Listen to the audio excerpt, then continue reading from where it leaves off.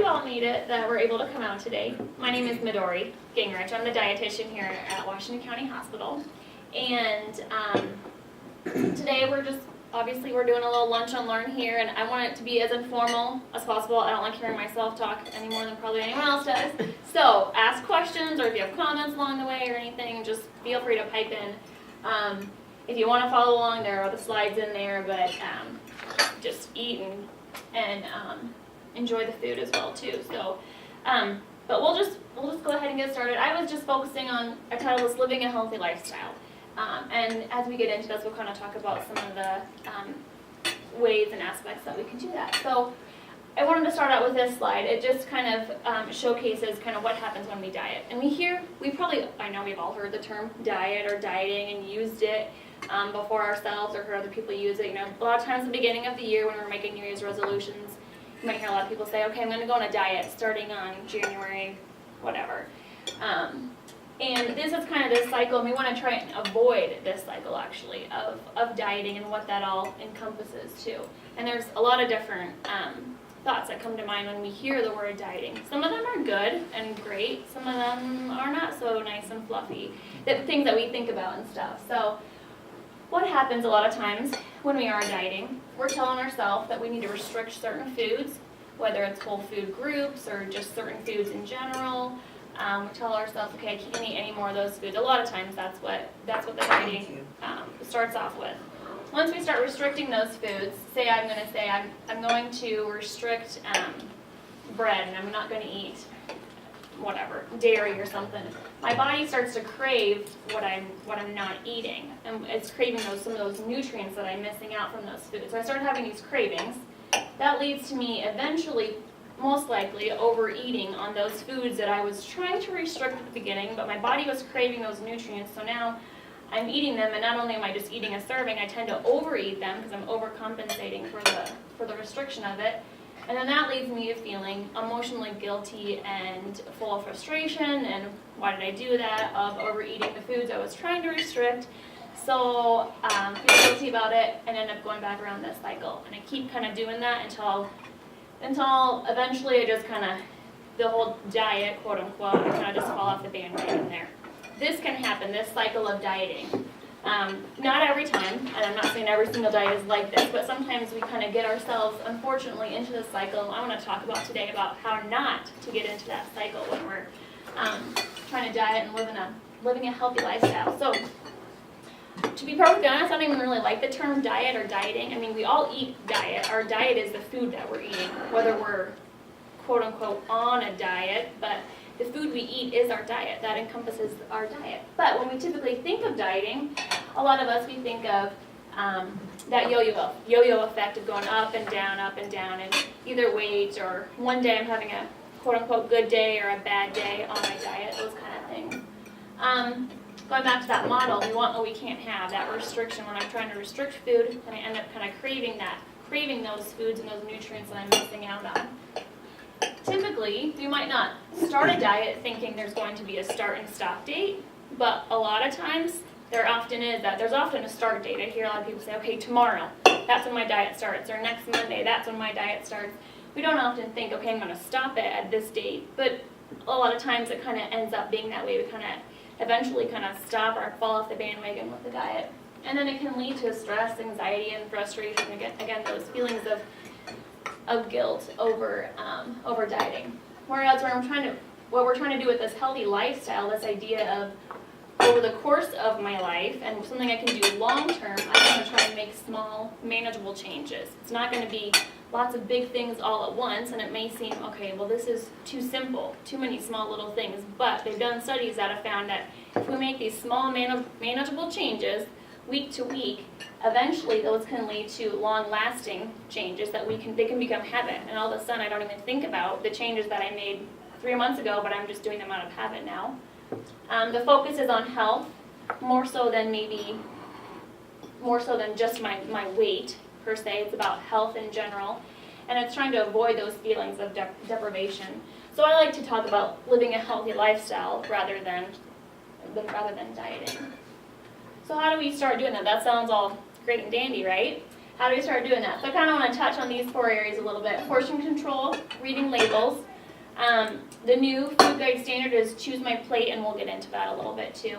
And then meal planning as well along with that. So, to start off with portions, we all probably know portions have grown over the years. And, they've dramatically increased over the years, and without even knowing it, we're eating more food just simply because more food is put in front of us. And even something as simple as our plate size. I mean, we don't always think about this, but plates have actually grown over the years as well too. So I could be ordering spaghetti at a restaurant, but 20 years ago it was on a smaller plate, so therefore I'm having less food too. So just an example of how they've actually grown, like this bagel here at the top used to be about 3 inches in diameter, less than 150 calories. Today it's easily 6 inches in diameter, twice the calories, 350 calories. So I mean, same food, technically, but the portions have just grown. And we get used to those bigger portions as well, too. The soda. Soda's always a big one, or sometimes, for a lot of people and stuff. This one, they're saying 20 years ago it was less than 8 ounces for a serving of soda, less than 100 calories. Today it's 20 ounces or more, and it's 300 calories. So again, kind of that same thing. Not that I can never eat these foods again, and these are totally off limits for me, because that restriction part of that cycle, again, we want to try and avoid that. But just knowing, being aware of how portions have actually grown over the years without us maybe even always realizing it. So just thinking in terms of portions and of tangible objects that we have that we can relate them to. Because I don't know about you, but sometimes when I hear the word 3 ounces of meat, or when I hear 3 ounces of meat, I'm kind of like, well, I don't know. I don't weigh my own meat. I don't know how much 3 ounces of meat really is, or what is half a cup of vegetables. What does that really look like and stuff. So I actually brought some food models, and no, they're not real food. Some people are like, wow, those look so real. They do make me hungry sometimes, I will say. But just thinking in terms of some food and what I can relate them to in terms of tangible objects I might see around the house on a daily basis. So one of these, I guess I can start, like an apple or just a piece of fruit in general, is about the size of a tennis ball or a baseball too. I mean, and fruit and vegetables are so good for us, and so good, they're great for us, lots of nutrients in them, but still trying to get the appropriate portion sizes. I mean, sometimes you go to the store and the bananas are like huge. This is about 1 serving of a banana, one size of a banana. But we see some twice this big at the store. Or apple, I know like sometimes those Honey Crisp apples can get just huge. They're just so big. So I might actually be getting 2 servings of fruit in that one piece of apple. Meat, I don't know if any of you have heard this one before, about the 3 to 4 ounce serving of meat is about the size of a deck of cards. That's usually a pretty common object we compare meat to. Or I always say too, the palm of your hand. Minus your fingers and your thumb, but just the palm of your hand. If I can kind of set this roast beef in there, that's about the size of the palm of my hand. Or this fish, this is tilapia or something we'll call it. And even this pork chop here. I can still have that pork chop, but it fits about in the size of the palm of my hand here. So that gives me an idea of what that's about, an appropriate portion size. Even things like our veggies, like cooked veggies. About half a cup of cooked veggies is going to be 1 serving. So it looks like this about. Now if it was raw vegetables, I want to get about a cup, which looks like this. If I had raw vegetables, I need about a cup of it, but if it's cooked vegetables, about half a cup, and that counts as a serving too. Or even potatoes, mashed potatoes. That's like a baked potato, but even this looks too kind of like a computer mouse, about the size of a computer mouse too there. So it's not that I can't eat those foods and potatoes and my chocolate milk and all those kind of things, but just kind of knowing what are appropriate portion sizes. It can make a really big difference without even having to count my calories.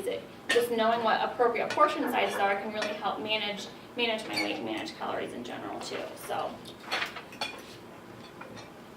and then next, kind of want to look at the nutrition facts panel. And this is just, I don't even know what this is from, to be perfectly honest, but it's just a generic nutrition facts panel here.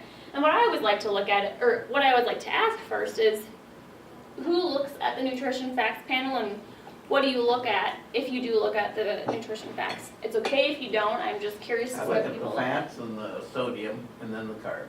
Okay, so you're looking at fat, sodium, and carbs. Okay. Anything else, anyone? Protein. Protein, you're looking at protein too? Okay. And there's a lot of valuable information on here.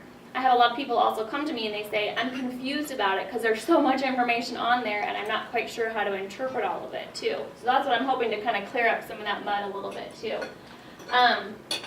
Why it's important to look at it is I can find out which foods are higher in the vitamins and minerals and fiber, things that I want more of in my diet.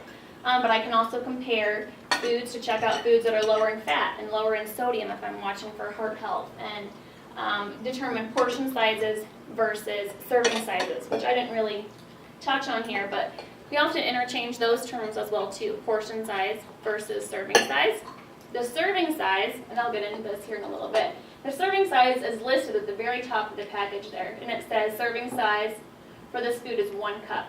That's what this box or whatever is saying is the serving size of that food. I can eat more or less than that, but they're just saying 1 serving is 1 cup, and that means the nutrition information underneath here is all based on 1 cup if I ate 1 cup of that food. Now, if I portion myself out 2 cups, because it's saying there's 2 servings in this container, if I portion out the whole package of that, whatever food that is,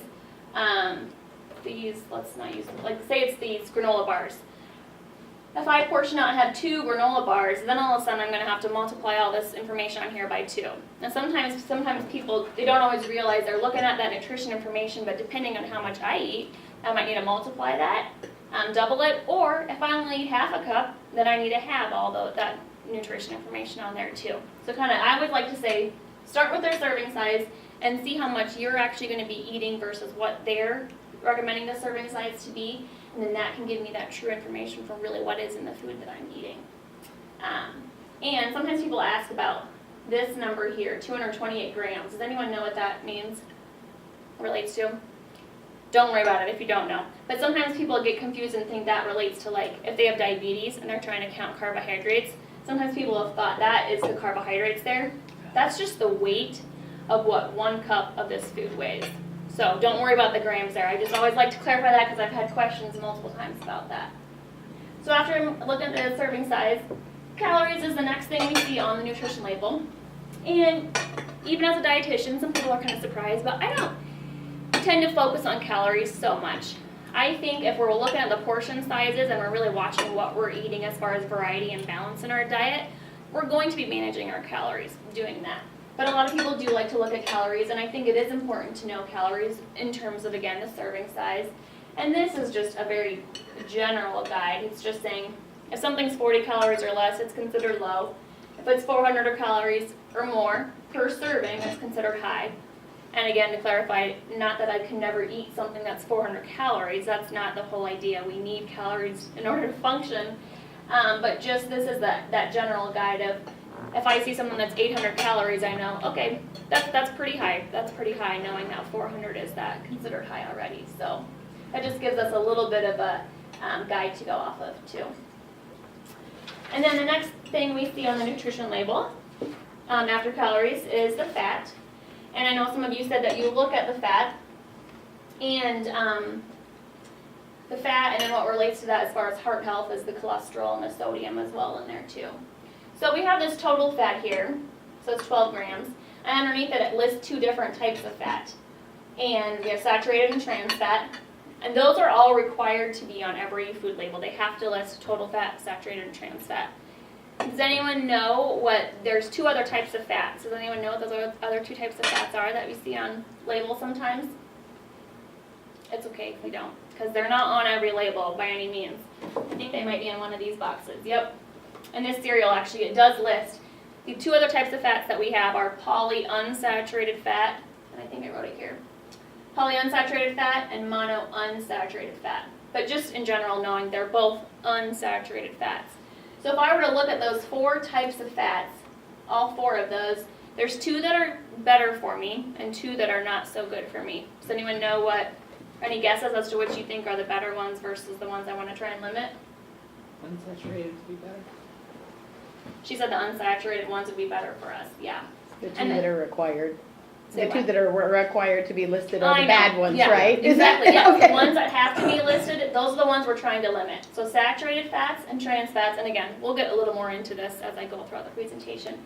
But for lack of a better term, they're the bad fats. They're the ones we want to limit in our diet.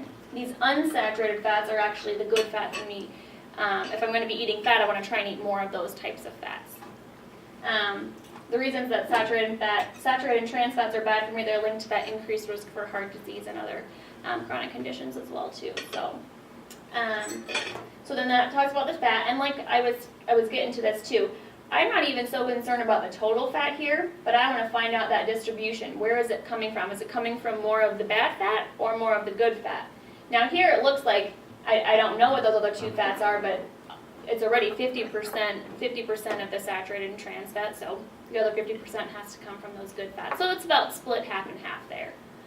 But it just gives me an idea of what proportion of this fat is good versus bad. And then along with that, with other heart health, is the sodium and cholesterol.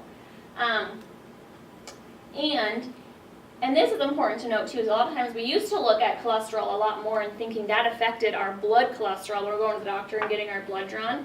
We used to think dietary cholesterol affected blood cholesterol, but it has a very minimal impact on blood cholesterol.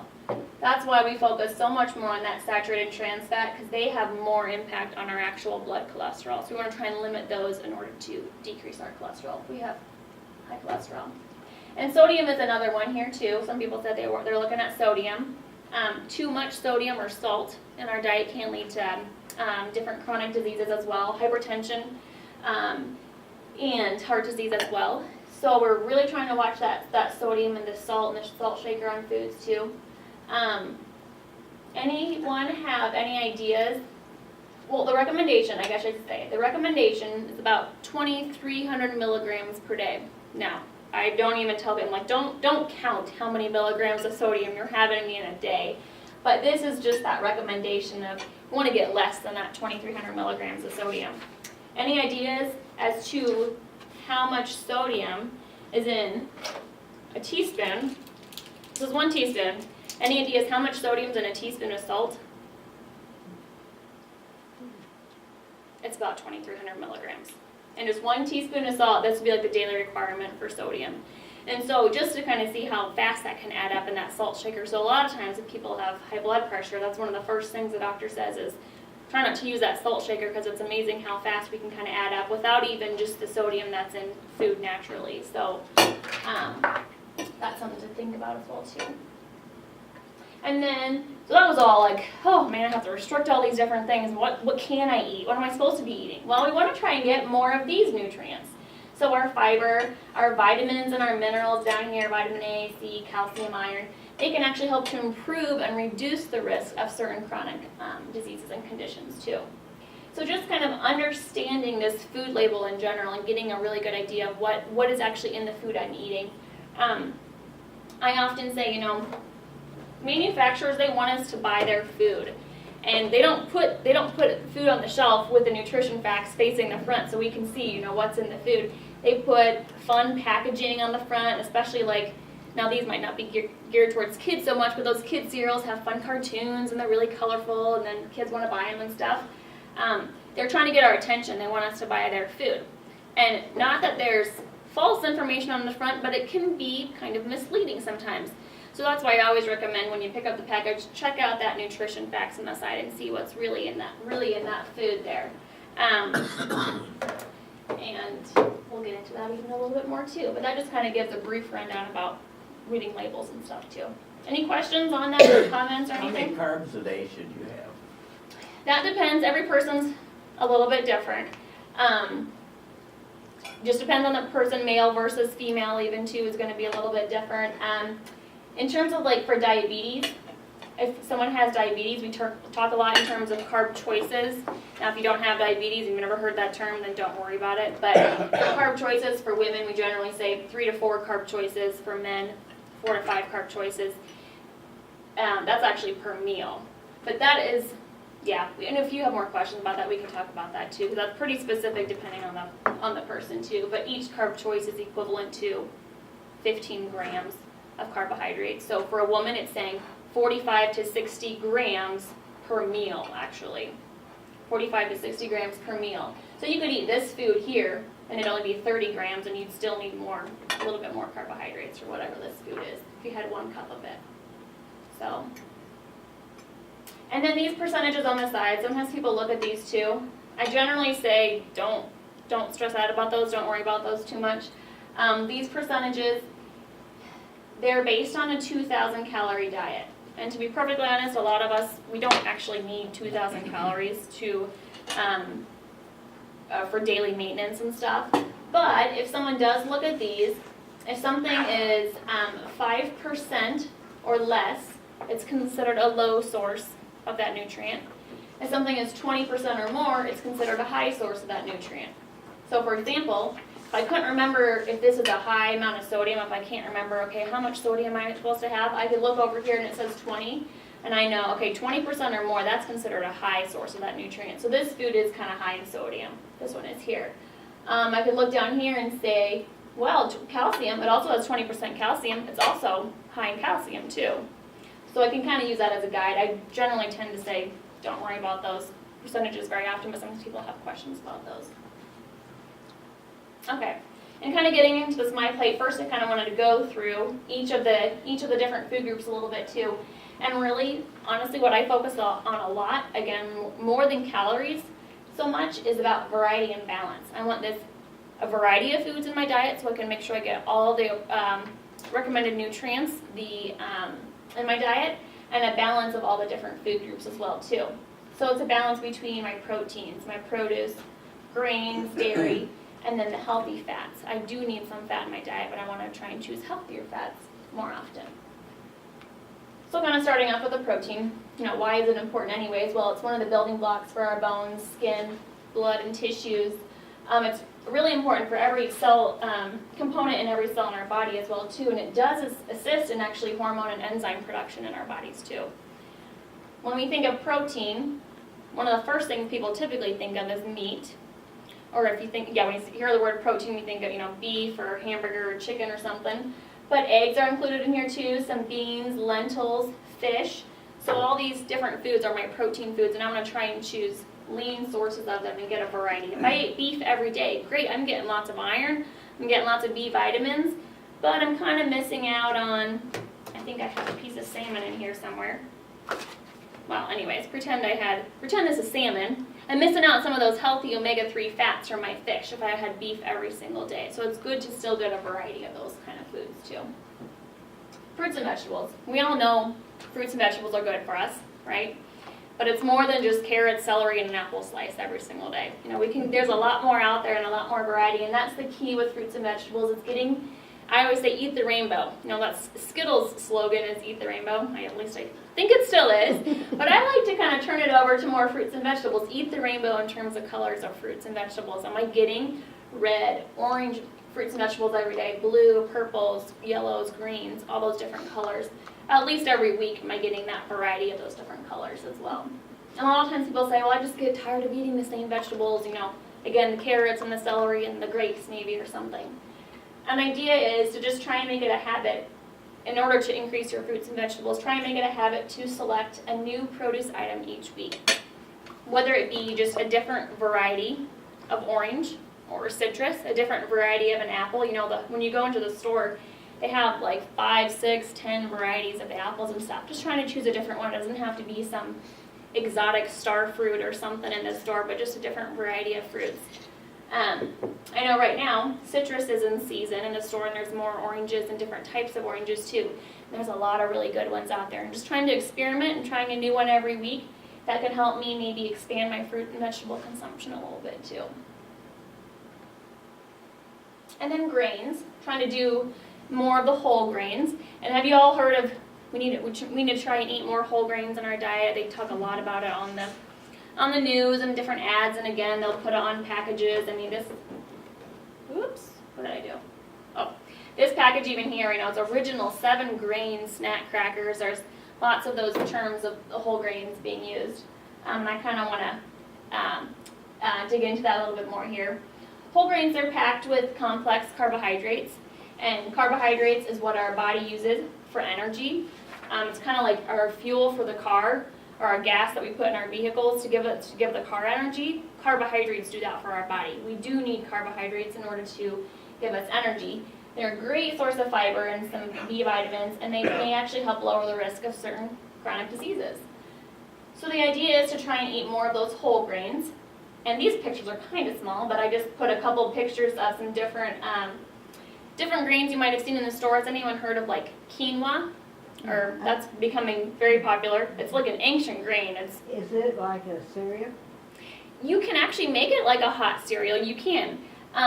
It's technically, it's kind of like a rice or a couscous. I would almost say it's very light and fluffy. You can do it hot or cold, like a cold salad, or you can make it hot or put it in soups. It's very versatile. The great thing about quinoa, and actually this couscous, there's whole wheat couscous. They cook up super fast. For being a whole grain, they cook up very, very quickly. Because sometimes we think of like brown rice, it takes like 45 minutes or an hour to cook it. These cook up in less than, I want to say 15 to 20 minutes. The couscous doesn't take hardly any time at all, but they cook up a lot faster. Wheat berries, yeah, those are really good too. Those take a little bit longer to cook though. Yeah, I saw a recipe that I don't know what you do with them the night before and then. You soak them overnight, and then you drain them off, and then I think you cook them. I think that's Where do you what. find wheat berries? Well, I found mine at. Well, where'd you find yours at? Well, Fairway or. I was gonna say I think I've seen them at Hy-Vee as well At too. Hy-Vee. Mhm. So whereabouts do you find them? With the other grains down the Okay. aisle. And they might be more like with the, like Hy-Vee, they have in the Washington one, they have that little bit of a health section. It might be there too. I found mine, I live in Kelowna, so I found mine at the Amish store in Stringtown in Kelowna there too, with all their different grains and stuff.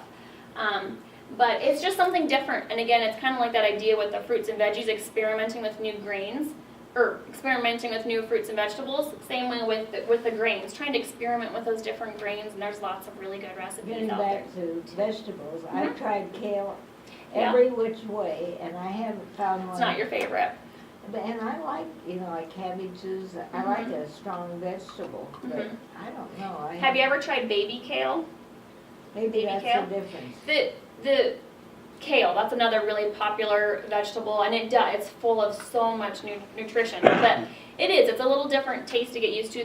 The regular kale, it's kind of woody, and it does have a very strong taste. The baby kale, it tends to be a lot more mild, and it's great for like sauteing, or I know I've thrown it in like, a good way to get it in is throw it into a smoothie, throw a handful into a smoothie. It makes the smoothie green, but if you have a really good blender that blends it up all nice and smooth, you don't even know it's in there. But try the baby kale if you're really trying to you're really trying to get into it. That's a little bit more mild, and it's not quite so strong and woody. Well, and I tried this, put it in the oven, put olive oil on it. It's supposed to be so good. Well, I didn't think it was that And it's good. not for everyone. Those kale chips, yeah, and In a soup is a good way. In a too. soup is a It's really great good way. to- I did in the oven with garlic powder on it. Did you like it? That wasn't bad. the goal is not too much olive oil, I think. Because one time we did it for a kids class, and the kids were like throwing on the olive oil. We're like, okay, now it's almost like soupy kale, but it's just not too much olive oil on it, and that can help it crisp up a little bit too. I sprayed mine with Or Pam. with the olive oil. Yeah, Sprayed it with that, and then I just put some of that. That's a good garlic idea on too. there. Yeah. And it's dry. I've got it dry, and then you.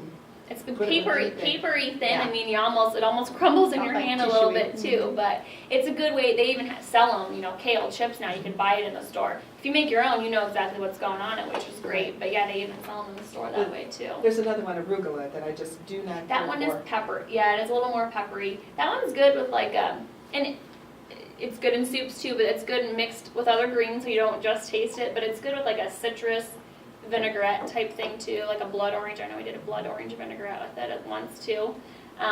But yeah, not every vegetable is for everyone and stuff. But it's good to experiment and try out those different things and kind of get our taste buds accustomed to those different tastes and stuff too. That So kale, I just went ahead and then I just chopped it up. I took that big stem out Yeah. of it, and then I just chopped it up in bite-sized pieces, and then I just put it in some vegetable soup that I made, and it's in there, and you don't even really know it's in there. that's a good way to kind of sneak it in there too. Or I know moms will say with their kids like meatloaf is a great way to sneak in all sorts of vegetables, like puree it. I'm not a mom yet, but puree it really well and throw it in with your carrots or your spinach and stuff, and make it really squash. That's a good way to get squash in there too.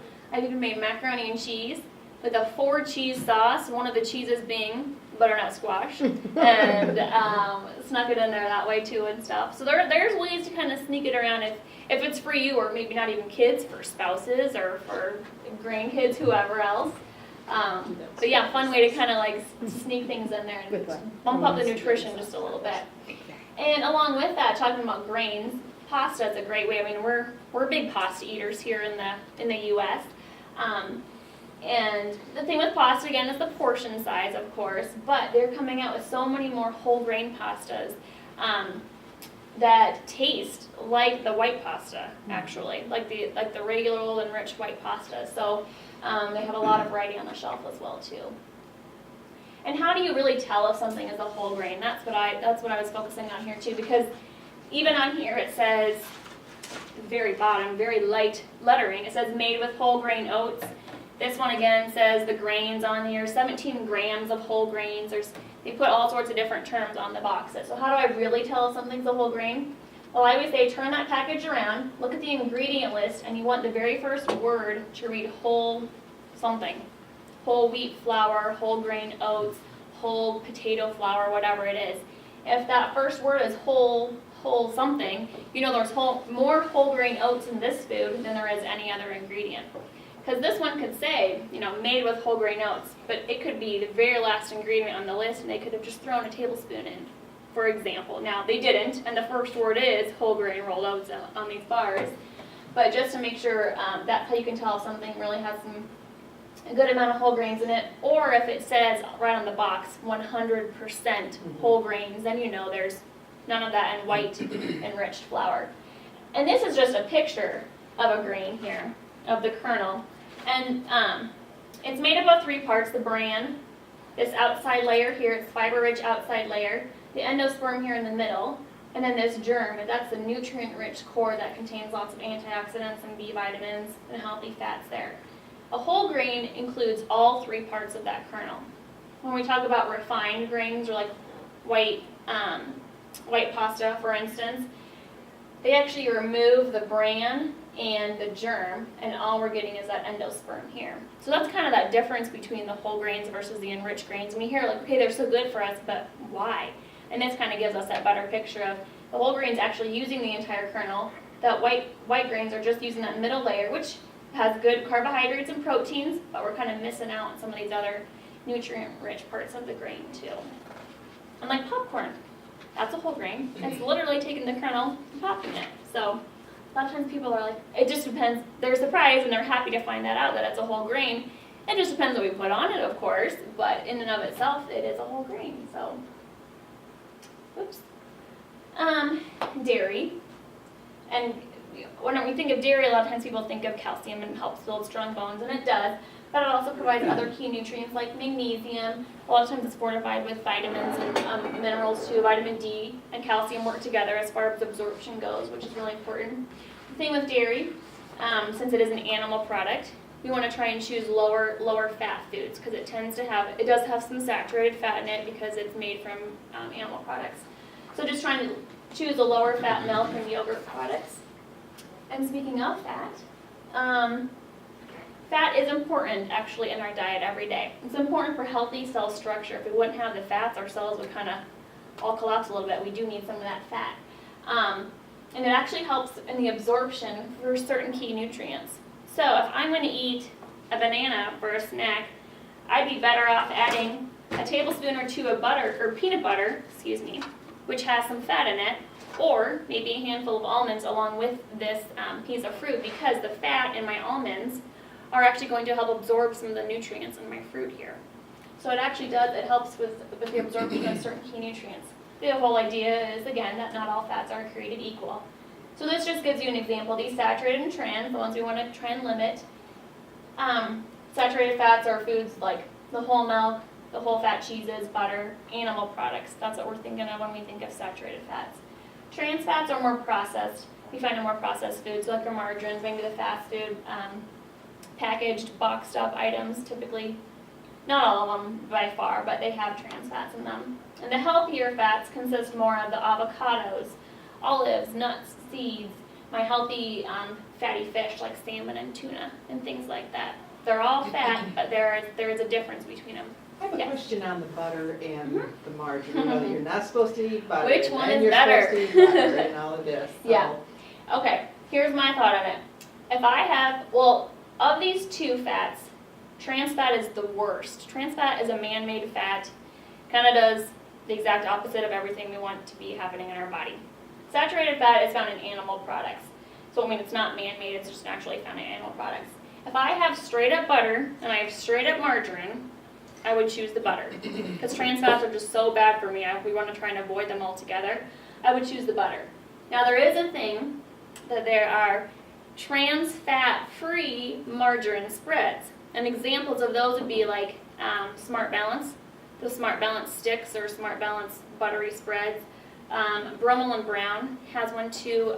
Country Crock, they're technically a margarine, but they're a trans fat free margarine. They don't have any of those trans fats in there. So that's kind of a new and emerging alternative to that too. But if I have just straight up butter and straight up margarine, I would say go with the butter. It still has those saturated fats in there, but those trans fats are just so not good for us. So that's usually what I say for that one. Okay, so kind of putting that all together. I mean, that's kind of a lot of information. Okay, I need all these different foods, so how do I actually put that together? Well, this is the new food grade standard put out by the FDA. And have you all seen this before? It's been out for a couple years now. It still might be kind of new though. They're introducing it a lot in the schools, and sometimes you'll see it on ads and in the media and stuff too. But the whole idea is that, you know, we used to have that pyramid, and it would say we need how many servings of grains and fruits and proteins per day, but it wasn't very user friendly. It wasn't the most conducive in terms for the average person to use. So they put together this plate, and this is just an example of a plate. If I was going to have my plate in front of me for each meal, I want to try and fill half of it with fruits and vegetables, and the other half with my grains and my protein, and they put that side of dairy over here to be like a glass of milk or a container of yogurt or something. And that's really what it is. They replace that whole pyramid with my plate, choose my plate scheme. So the idea is to start again. You know, we know plate sizes have grown, but start with about a 9 or 10 inch plate. Now they're saying with 3 compartments, not that you have to buy a plate like this, but just kind of know the size of your plate. And now this one, it is already separated for me, and I wouldn't need this, but sometimes people just like this just to hang around at home as a visual.